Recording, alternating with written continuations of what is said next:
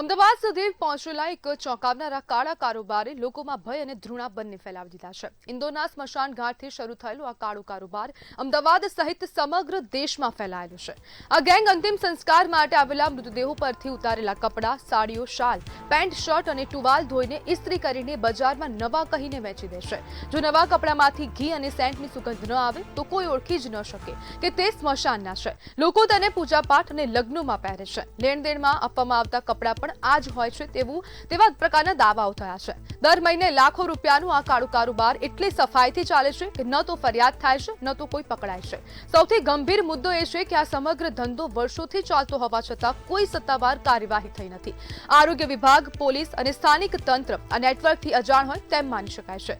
લોકોના આરોગ્યની સાથે અને ધાર્મિક લાગણીઓ સાથે જોડાયેલા આ મુદ્દે હવે કડક તપાસ જરૂરી બની છે.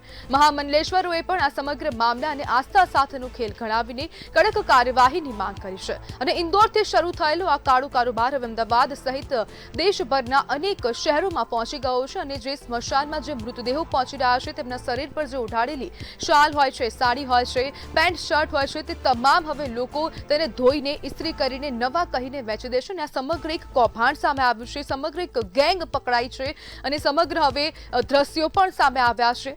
જ્યારે મૃતકોના કપડાનો ફરીથી ઉપયોગ જે હિન્દુ ધર્મમાં અશુભ મનાય છે અને તેને જ લઈને હવે અનેક પ્રશ્નો પણ ઉભા થઈ રહ્યા છે. અને હવે મહામંડલેશ્વરો પણ હવે આસ્થાની સાથે ચેડા કરવામાં આવી રહ્યા છે તેવું કહી રહ્યા છે અને કાર્યવાહીની માંગણી કરી રહ્યા છે. તાત્કાલિક ધોરણે સ્થાનિક તંત્ર, આરોગ્ય વિભાગ અને તમામને જાણ કરવામાં આવી રહી છે કે તાત્કાલિક ધોરણે આની ઉપર કાર્યવાહી કરવામાં આવે. અને આજ બધે આપણી સાથે ચર્ચા કરવા માટે સામાજિક અગ્રણી નીતિન રેવર જોડાઈ ગયા છે. નીતિનભાઈ, ઘટનાને આ તમે કેવી રીતના જોઈ રહ્યા છો? અત્યારે આજે વસ્તુ જે બની રહી છે એ ખૂબ જ ગંભીર પ્રશ્ન કહેવાય કે જેમાં લોકોની લાગણીઓ, શ્રદ્ધાઓ નું અપમાન થઈ રહ્યું છે.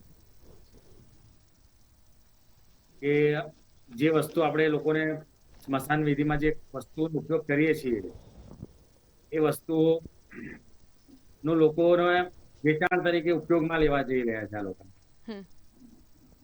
નીતિનભાઈ, આ સમગ્ર જે એક ગેંગ ચાલી રહી છે, એક આ કાળો કારોબાર ચાલી રહ્યો છે, તે આપ કોને જવાબદાર ઠેરવો છો? કારણ કે છેલ્લા ઘણા વર્ષોથી આવા પ્રકારની ગેંગ સક્રિય થઈ છે, તે તંત્રને જાણ ન હોય તે તો આપણે કેવી રીતના વિચારી શકીએ?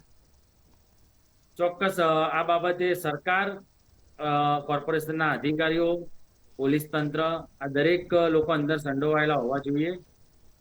એમના સહકાર વગર આ વસ્તુ શક્ય નથી. જેમાં જીએસટી ની પણ ચોરી થઈ શકે છે આની અંદર. જી બિલકુલ.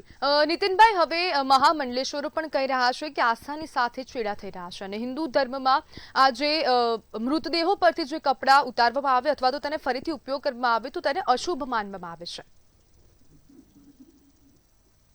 સાચી વાત છે. મહામંડલેશ્વરે જે વાત કરી છે બિલકુલ તદ્દન સાચી છે કે જે વસ્તુનું આપણે સ્મશાનની અંદર ગયા પછી ઘરે આવી અને લોકો નાતા હોય છે, બરોબર, કે ભાઈ સ્મશાનની અંદરથી જઈને આવ્યા છે, અને એ જ વસ્તુઓનું વેચાણ કરે છે. અને લગ્ન પ્રસંગોની અંદર જે સાડીઓ આપણે જે આપીએ છીએ એનું આની અંદર વેચાણ કરવામાં આવી રહ્યું છે. તો એ હિન્દુ ધર્મની લાગણીઓ સાથે ખૂબ ચેડા થઈ રહ્યા છે કે જેના ઉપર કાયદેસરની કાર્યવાહી થવી જોઈએ. નીતિનભાઈ, હવે જે આવા પ્રકારની ઘટનાઓ બની રહી છે અથવા તો આવા પ્રકારની ગેંગ સક્રિય થઈ છે તો કઈ કડક કાર્યવાહી કરવી જોઈએ? કેસ તો થવો જોઈએ તે વસ્તુ બરાબર છે, પણ અન્ય કઈ કાર્યવાહી કરવી જોઈએ અને તંત્રને ખાસ કરીને શું ધ્યાન આપવું જોઈએ?